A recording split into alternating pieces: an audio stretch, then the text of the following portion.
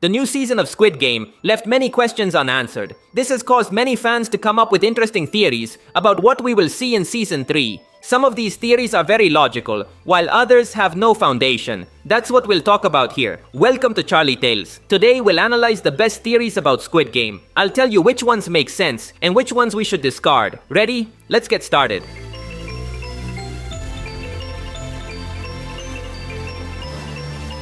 Let's begin with the cover theory. Leonardo DiCaprio will appear as a VIP. This rumor started spreading all over the internet.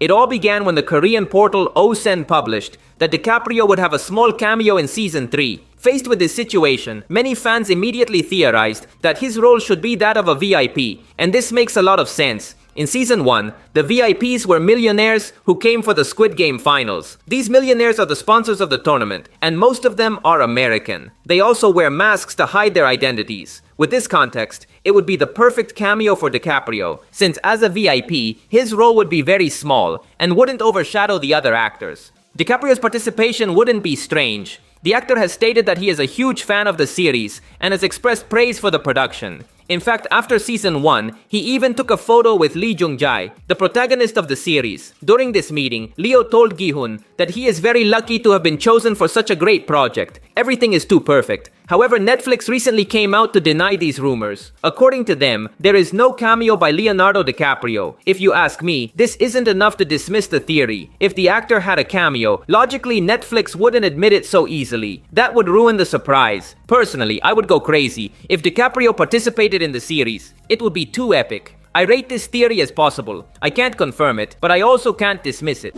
Let's move on to the second theory. This one says that Netflix has already revealed who will die in the third season. Supposedly, the secret was revealed in this trailer that was released recently. This video shows the actors posing on a black and white stage. Some remain standing, and others sit down. The theory says that the actors sitting down will die, while those standing will survive.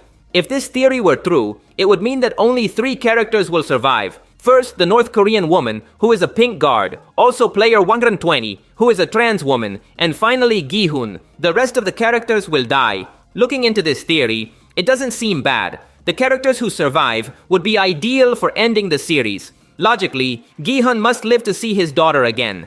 That hasn't happened yet. The trans woman has proven to be one of the most popular and valuable characters, so it would be difficult to kill her off. And the pink guard is quite special, since she is still looking for her lost daughter. That storyline must be resolved when the games end. Her story is very particular because it could easily conclude with her adopting the daughter of player 246. I'm talking about the little girl with leukemia, since the woman showed a lot of empathy for her.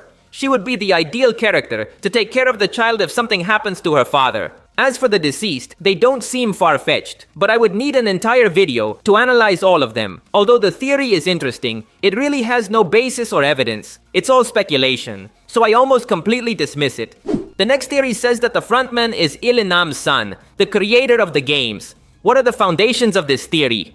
It all starts with the origin of the characters. In Season 2, we learned that the frontman is not the biological brother of the policeman. He was adopted, meaning his mother is not his real mother. We don't know the frontman's real family. For his part, Il-nam mentioned in Season 1 that at some point in his life, he had a wife and a son, but we were never given more information about them. Another important detail is that player number 1 tells Gi-hun that his name is Oh Young-il. This name is likely false, but perhaps it's not entirely false. Maybe it was his original name, the one he had before being adopted. Remember that the elderly man's full name was Oh Il-nam. Both names begin with O. In South Korea, people's last names are written first. This means that both characters would have the last name O. This theory becomes more interesting if we remember that there is a scene where number 1 gives his milk carton to the pregnant woman, arguing that he can't drink it. This is very curious because in Season 1, Il-nam said that his son was lactose intolerant.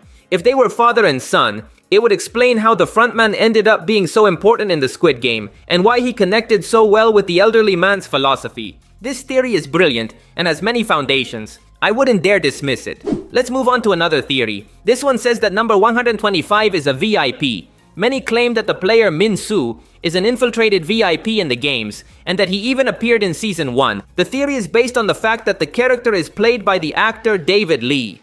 And if we look at the actors from Season 1, we'll notice that VIP number 3 was played by a David Lee. This is true. It's this one with a deer mask. The theory is great, but after investigating a bit, it's easy to dismantle it. It's true that both actors are named the same, but this is just a coincidence. They are different people. IMDb is the largest movie database in the world. If we check the actors here, we'll see they have two separate files. The David Lee from Season 2 is a young Korean actor who has had many roles in his country. The other David Lee is a fairly unknown American actor. The easiest way to dismiss the theory is by listening to the original voices of both actors. You two-bit so much your number 69.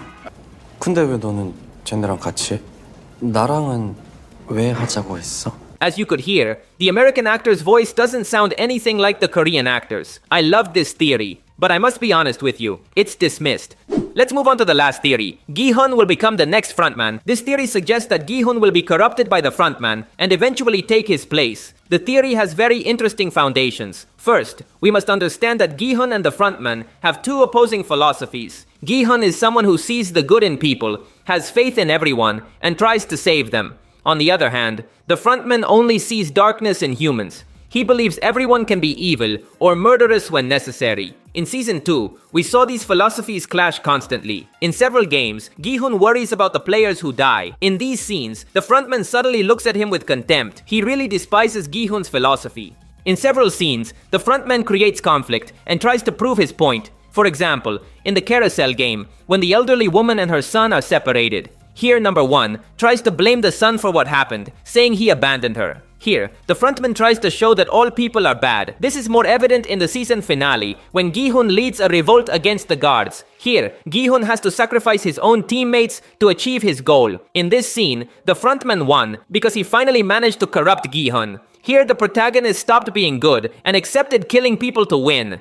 The frontman wanted to show Gi-hun that all humans are bad, and here, he succeeded.